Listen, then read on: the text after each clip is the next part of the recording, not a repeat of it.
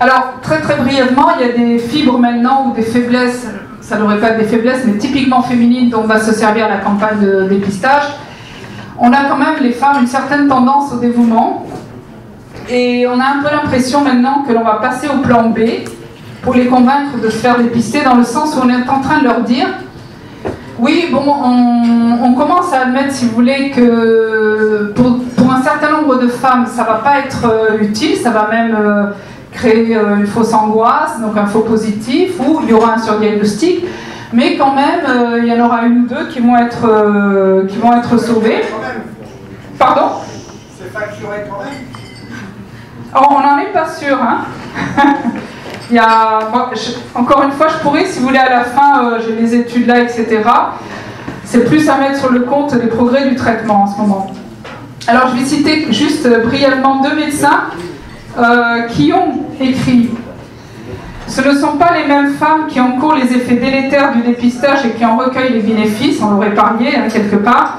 Les premières sont plus nombreuses, les dernières bénéficient beaucoup puisqu'elles ont la vie sauvée. Ainsi, pour que certaines femmes soient sauvées, il faut que les autres, plus nombreuses, acceptent de ne recueillir du dépistage que des inconvénients, dont la plupart sont mineurs, bon, sensations désagréables au moment de l'examen, etc. D'autres sont délétères.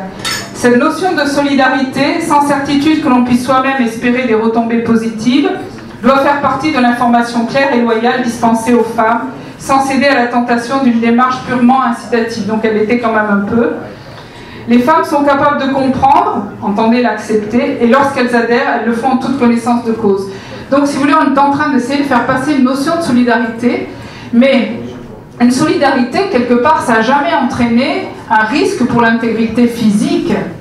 Solidarité, c'est plutôt employé dans un cadre financier, quelque part, vous voyez, ou de porter assistance, mais jamais de se mettre en danger soi-même. Or, c'est ce qui se passe là. Donc, le terme sacrifice serait peut-être plus approprié, mais surtout, si vous voulez, on est en train de faire un appel à la solidarité comme ça, mais ça ne serait certainement pas passé pour justement le dépistage du cancer de la prostate. On n'aurait pas dit aux hommes, bon, vous êtes, si vous voulez, il y en aura beaucoup plus qui vont ressentir les effets négatifs, mais acceptez quand même d'y aller, parce qu'il y en a un qui va sentir l'effet positif. Donc soyez solidaire de celui qui va sentir l'effet positif. Vous voyez la perversion un petit peu de l'argument. Moi je trouve ça un petit peu bizarre, mais avec les femmes ça passe bien parce qu'on nous a quand même habitués à ça quelque part.